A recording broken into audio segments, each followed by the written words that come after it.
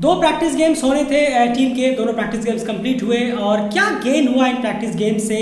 दिवेंद्र सिंह एरी की form one day में इतनी खास नहीं रही है, जबकि टी20 में कल उन्होंने ज़बरदस्त इनिंग ज़रूर खेली है। उनकी फॉर्म किस तरह से वनडे क्रिकेट में 50 ओवर गेम में वापस आ सकती है, क्या ऐसा टीम करे, क्या ऐसा कैप्टन या फिर कोच उनके साथ करे कि कहीं ना कहीं उनकी जो फॉर्म है वो वनडे क्रिकेट में वापस आ सकती है, इसका भी आंसर देने की कोशिश करेंगे। और सबसे इंपॉर्टेंट कि इन वार्म अप गेम से क्या गेन हुआ है टीम को और क्या गेन नहीं हुआ है। जल्दी से आपको सबसे पहले बता दें कि इन वार्म अप गेम से गेन क्या हुआ है, और यहाँ पर सिर्फ हम अपने फर्स्ट वार्म अप गेम को ही यहाँ पर प्रायोरिटी देंगे। डेफिनेटली जो 50 ओवर का गेम हुआ था हम उसी में से बात कर रहे हैं, क्योंकि 50 ओवर ही आगे आपको जाकर क्रिकेट खेलना है, वही ज़्यादा इंपॉर्टेंट हो जाता है। सबसे पहला पॉइंट, 3 पॉइंट है, 3 चीज़ें जो बहुत बेहतर गेन हुई है इस वार्म अप गेम में। सबसे पहला पॉइंट कि आपने 50 ओवर कंप्लीट किया। देखिए, आप दुनिया के किसी भी क्लब, कितनी भी नॉर्मल पुराने या फिर कमजोर या किसी भी तरह के क्लब के खिलाफ खेले, कैसी भी टीम के खिलाफ खेले, वनडे में 50 ओवर आपने पूरे खेले हैं, डेफिनेटली एक बॉक्स टिक आपका होगा ही होगा, चाहे आप किसी के भी खिलाफ वो मैच खेले। क्योंकि आप खुद देखिए, ये 50 ओवर खेलते में भी 8 विकेट टीम के गिर गए और रन सिर्फ 220 बने।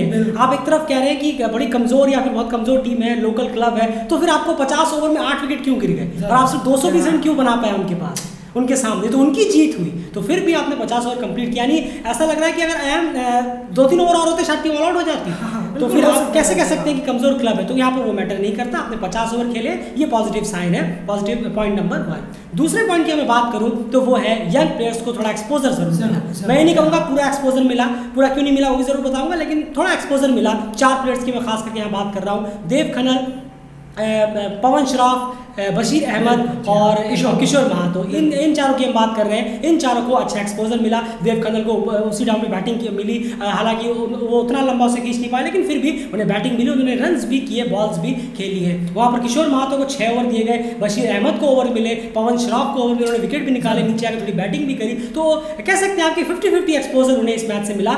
बशीर के 10, किशोर के 10, अगर पूरे ओवर मिल पाते, देव और थोड़ा लंबा दिन को खींच पाते तो और बेटर इस एक्सपोजर का इस्तेमाल हो सकता था, लेकिन फिर भी एक्सपोजर मिला है, इससे हम नकार नहीं सकते। सेकंड पॉइंट ये है। थर्ड पॉइंट जो सबसे ज्यादा इंपॉर्टेंट है, एक और बार उस प्लेयर ने टीम को दिखाया है वो करके, यानी आप समझाएं थर्ड पॉइंट आखिर क्या गेन हुआ है, जो सबसे इंपॉर्टेंट पॉइंट है इन तीनों के मुकाबले। बिल्कुल, और हमने देखा है जिस तरीके से जो थर्ड पॉइंट है वो है पेसर से रिलेटेड। जी हाँ, यानी कि थर्ड पेसर किशोर महातो की यहाँ पर हम बात कर रहे हैं। जिस तरीके से किशोर महातो को टाइम मिला, उनको ओवर दिए गए, जी हाँ 4 ओवर बचे थे और दिए जा सकते थे, पर जितना मिला है उसमें भी उन्होंने वो करके दिखाया है। जिस तरीके से अभी एक पेसर से एक हेल्प चाहिए, जब आपके फ्रंट लाइन बॉलर्स को विकेट नहीं मिल रहा है तब आप क्या करेंगे, तब वहाँ पर पेसर काम आ सकते हैं जब पुरानी बॉल हो। तो इस तरीके से किशोर महातो ने बहुत सारा इंप्रेसिव परफॉर्मेंस जरूर किया है।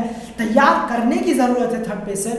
हम अमूमन देखते हैं नेपाल के पास थर्ड पेसर है नहीं, कभी गुलशन झा, कभी विक्रम सो, कभी कमल हैरी, कभी किशोर महातो अभी आए हैं फिलहाल, लेकिन टीम में अभी भी नहीं आए हैं। नेशनल स्क्वाड में सिर्फ एक ही, सॉरी वो भी नेशनल गेम नहीं था जिम्बाब्वे के खिलाफ, अभी भी उनको इंतजार है कब उनको कॉल अप किया जाएगा ओडीआई के लिए, पहले मैच के लिए। पर देर मत लगाइए, जल्दी करिए। अच्छा परफॉर्मेंस कर रहे हैं, रिदम में है, अच्छा कर रहे हैं, तो लेने इसका फ़ायदा उठाइए। जब बाहर रिदम से बाहर हो जाएंगे तब अगर आप लेंगे तो नुकसान बहुत ज़्यादा होगा, क्योंकि क्रिकेट है, कब फॉर्म आती है कब चली जाती है कोई भरोसा नहीं। बिल्कुल, तो वक्त आ गया है कि आप थर्ड पेसर परमानेंट तौर पर अपनी टीम के साथ जोड़ना शुरू कर दें, प्लेइंग लाइन में जोड़ना शुरू कर दें, तैयार कर लें। जैसे कि आपने बताया कि आप कभी ये बॉलर होते हैं, कभी वो बॉलर होते हैं, कभी ये पेसर होते हैं, कभी वो पेसर होते हैं, लेकिन थर्ड परमानेंट पेसर टीम में अभी भी नेपाल जो है अपने जोड़ नहीं पाया है। अभी भी करण और सोमपाल के कंधे पे ही पूरी की पूरी पेसिंग अटैक जो है वो चल रही है। अब वक्त आ गया आप पेसिंग डिपार्टमेंट को यहाँ पर शुरू करें। अब यार ये 3 चीज़ें यहाँ पर गेन जरूर हुई है इस एक वार्म अप गेम से। अब यार सबसे इंपॉर्टेंट बात, दिवेंद्र सिंह एरी वनडे में इस वक्त बिल्कुल फॉर्म में नहीं है, इसमें कोई दोहराई नहीं है। ये क्वेश्चन कंसर्न भी करता है टीम के लिए, जिस तरह के वो प्लेयर हैं, अगर वो टीम को कंट्रीब्यूट कर पाते हैं तो बहुत ज़्यादा टीम गेन कर पाएगी, और जो इंपॉर्टेंट क्रूशियल पॉइंट्स हैं वो भी वो गेन कर पाएगी।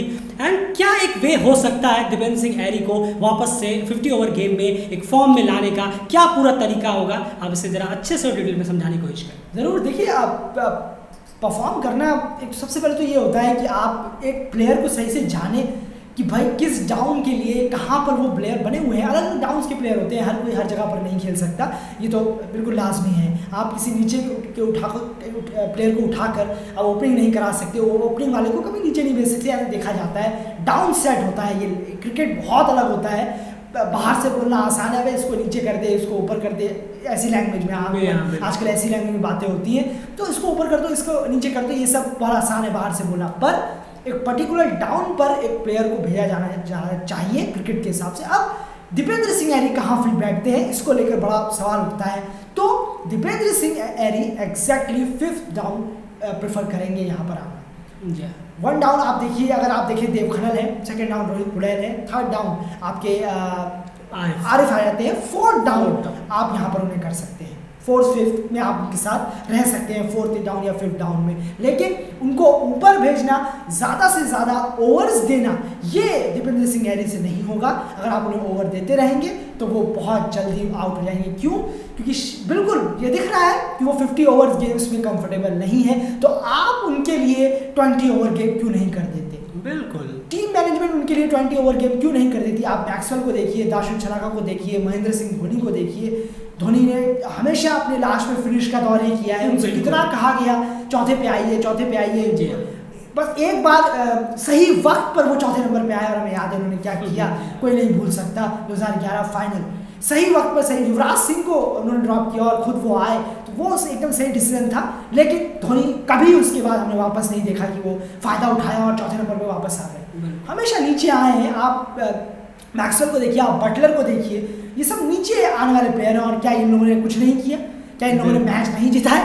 क्या ये लोग परफॉर्मेंस नहीं करते हैं? आप महमूदुल्लाह को देखिए, महमूदुल्लाह इतने नीचे आते हैं बैटिंग में, देख लीजिए आप, उनका परफॉर्मेंस सब बोलता है। तो यही कारण है कि दीपेंद्र सिंह ऐरी को के माइंड में 50 ओवर का फॉर्मेट है, तो ये टीम मैनेजमेंट को करना होगा। ये सामने वाली टीम नहीं करेगी कि अच्छा यार 50 ओवर है, 20 ओवर गेम में कर लो, ऐसे नहीं होगा। ये मैनेजमेंट को करना है कि इस 50 ओवर के गेम को हमें 20 ओवर का गेम बना देना है दीपेंद्र सिंह ऐरी के लिए। कैसे होगा? आप ओवर्स खेलिए, ऐसे प्लेयर्स को भेजिए जो ओवर्स खेले और टिके। ऐसा नहीं कि खाली हाँ भेज दिया और हो गया। अगर आपको दीपेंद्र सिंह ऐरी से काम निकलवाना है तो ये सबसे बेस्ट तरीका है। मुझे नहीं लगता कि उनको वापस डोमेस्टिक में भेजा जाए, ये किया जाए, वो किया जाए, नहीं। डाउन का प्रॉब्लम है, प्लेयर का प्रॉब्लम नहीं। बिल्कुल, इसमें कोई दोहराए नहीं है। अब देखिए, छोटी सी तरीके से मैं आपको समझाने की कोशिश करूं, दीपेंद्र सिंह ऐरी जितना ऊपर आते हैं उनके सामने काफ़ी ज़्यादा बॉल्स रहती हैं खेलने के लिए, तो उसमें वो कहीं ना कहीं ऑन ऑफ होते हुए नजर आ रहे हैं। फिलहाल तो ऑफ ही हैं, ऑन भी नहीं हुए हैं अभी तक। क्रिकेट वर्ल्ड कप लीग 2 की मैं बात करूँ तो वहाँ ऑन बटन अभी तक दबा ही नहीं है दीपेंद्र की तरफ से, अभी तक वो ऑफ मोड पे ही है। तो आपको खुद यहाँ पर ढलना होगा उनके हिसाब से। होता है कभी कभी प्लेयर का माइंडसेट इस तरीके का होता है कि वो किसी तरह से अपने आप को एक लॉन्ग फॉर्मेट में एडजस्ट करने में उसे दिक्कत होती है, तब उसे सबसे ज़्यादा जरूरत होती है कैप्टन के, कोच की, या फिर कुछ अलग तरीके के आइडिया की। आपको अपने बेस्ट प्लेयर्स का, बेहतर प्लेयर्स को के तरफ से कंट्रीब्यूशन निकालने के लिए जो बन पड़े वो कैप्टन और कोच को करना चाहिए, थिंक टैंक को करना चाहिए। आप दीपेंद्र सिंह ऐरी को अगर आरिफ के नीचे भेजते हैं और थोड़ा नीचे लेकर आते हैं तो उनके पास मोस्ट प्रोबेबली ये चांसेस होगा कि उनके पास बहुत कम बॉलें बचेगी। यानी मेरा कम बॉल से मेरा मतलब है 90 बॉलें, 100 बॉलें, 110, 120 ऐसे बॉलें बचेगी, जो कि T20 के हिसाब से ही बॉलें होती है। T20 में 120 बॉलें होती हैं और वो भी उस फेस पे आएंगे, तब उन्हें ये रहेगा कि नहीं 30 ओवर क्रॉस हो चुके हैं, अब यहाँ पर मैं रन बॉल खेल सकता हूँ, मैं यहाँ बाउंड्रीज निकाल सकता हूँ, या मुझे पार्टनरशिप का इतना प्रेशर यहाँ पर नहीं होगा।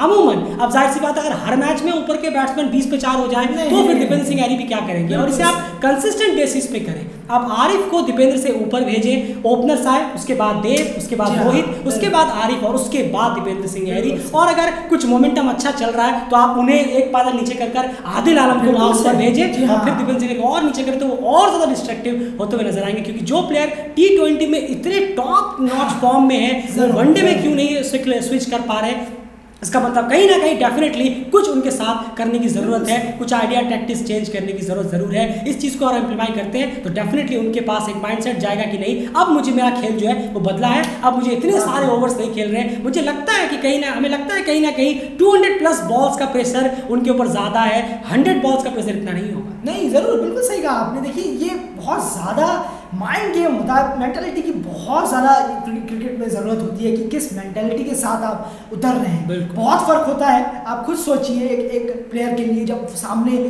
250 ऑड बॉल्स या 200 ऑड बॉल्स हो और उसे वहाँ पर आना हो, और वहीं पर वो प्लेयर जब उस कैटेगरी का है, यानी कि 100+ बॉल की कैटेगरी का है, वो वहाँ आएगा तो अपने आप को सूटेबल इन्वायरमेंट में पाएगा। यानी कि हाँ, ये तो मैं खेल सकता हूँ, ये तो मैं खेलता हूँ, मैं 100 बॉलें में खेल लेता हूँ, लेकिन अचानक से 200 बॉलें अगर सामने लिखी आएँ तो ये नहीं हो सकता।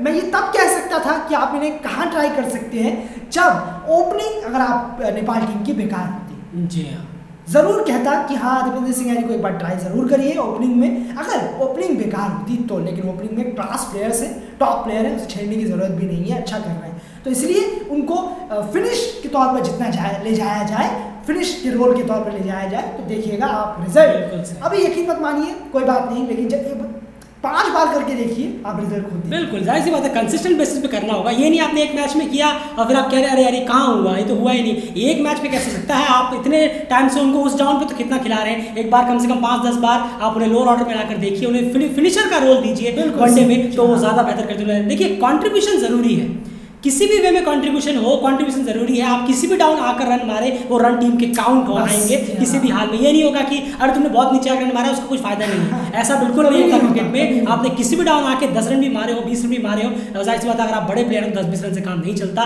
दीपेंद्र सिंह यारी उसी कैटेगरी में आते हैं और वो अपने जो रोल है वो बहुत बखूबी निभा सकते हैं। अगर उन्हें इस टीम में फिनिशर का रोल दिया जाए तो बहुत बेहतर होगा। आप आरिफ को ऊपर भेज, जो बहुत ही जबरदस्त फॉर्म में है, उनको आप भेजें। और एक चीज एन और यहाँ पर इस चीज को मोहर लगा देती है कि देव ने बहुत अच्छा एक प्रॉमिसिंग नेचर दिखाया है अपनी बैटिंग टेक्निक का। वो रुकते हैं, ठहराव करते हैं, तो और एक बल मिल जाता है, पावर मिल जाता है कि नहीं हमारी जो मिडिल ऑर्डर फेस है वो थोड़ा स्ट्रांग है, स्टेबल है, तो हम दीपेंद्र सिंह को नीचे भी ला सकते हैं। आपने एक बात सही कही। देखिए अभी कुछ टाइम पहले जब से देव अभी थोड़ा दिख नहीं रहे थे ठीक ठाक, तो अभी उससे पहले तो आसिफ और रोहित ये काफी, इन पर काफी प्रेशर था, दीपेंद्र पे भी प्रेशर आया था, आरिफ पे प्रेशर आया था। फिर कहते थे कि विनोद भंडारी ने ये कर दिया, स्लो इनिंग खेली वगैरह जो भी है, लेकिन अब देव ऐसे प्लेयर आ गए हैं जो क्लास है, परफॉर्म करते हैं, बॉलें रोक सकते हैं। और बॉल रोक सकते हैं का मतलब ये नहीं है कि 40 की स्ट्राइक रेट से खेल रहे हैं, 60-70 की स्ट्राइक रेट से खेलते हैं, शॉट उनका बहुत अच्छा है। तो ये तो नेपाल के लिए बहुत ही अच्छी बात है, नेपाल टीम के लिए, क्योंकि आसिफ, देव, रोहित, आरिफ, ये 4 भी यंग प्लेयर ऐसे हैं। सोचिए अगर ये परफॉर्म करे 4-5 साल, बिल्कुल सही, लगातार अगर खेले परफॉर्म करेंगे तो लगता नहीं है कि इस टीम का टॉप ऑर्डर इतनी आसानी से रहेगा, और दीपेंद्र को सही से इस्तेमाल कर पाए तो ये टीम बहुत ज़्यादा स्ट्रांग नजर आएगी। यही एक आइडिया है जो आप यूज़ कर सकते हैं दीपेंद्र के साथ, और डेफिनेटली उनको अगर कंसिस्टेंट बेसिस पे आप इसे यूज़ करते हैं तो कहीं ना कहीं आपको बहुत ही जल्दी दीपेंद्र सिंह यारी की तरफ से कंट्रीब्यूशन और पॉजिटिव रिजल्ट निकलता हुआ नजर आएगा। 100% मिलेगा। आप इसे ट्राई जरूर एक बार करके देखिए, उन्हें फिनिशर के रोल में ढालिए, उनको टेल एंडर्स और लोअर ऑर्डर के साथ खिलाने की कोशिश करिए। वो जितना कम बॉलें बचेंगी, जितना शॉर्ट पीरियड उनके लिए रहेगा, वो उतने ज़्यादा इफेक्टिव होंगे। आपको कंट्रीब्यूशन से मतलब है, ये मतलब नहीं है कि कौन किस डाउन आ रहा है। कंट्रीब्यूशन से मतलब हाँ जो ऊपर के जो ऑर्डर्स हैं उन्हें आप ना छेड़े तो बेहतर होगा। वो परफेक्ट ऑर्डर जो अभी चल रहा है बिल्कुल वही है, स्टेबल बेहतर रहेगा। फिलहाल इस वीडियो में इतना ही। प्लीज अगर वीडियो पसंद आया, आइडिया पसंद आया तो वीडियो को लाइक जरूर करिए, आइडिया पसंद आया तो वीडियो को शेयर भी आप कर सकते हैं, चैनल को सब्सक्राइब जरूर करिए, ट्विटर और फेसबुक पे आप हमें फॉलो जरूर कर सकते हैं। स्कोर अपडेट्स वहां पर भी लगातार सारे क्रिकेट से रिलेटेड मिलती रहेंगी।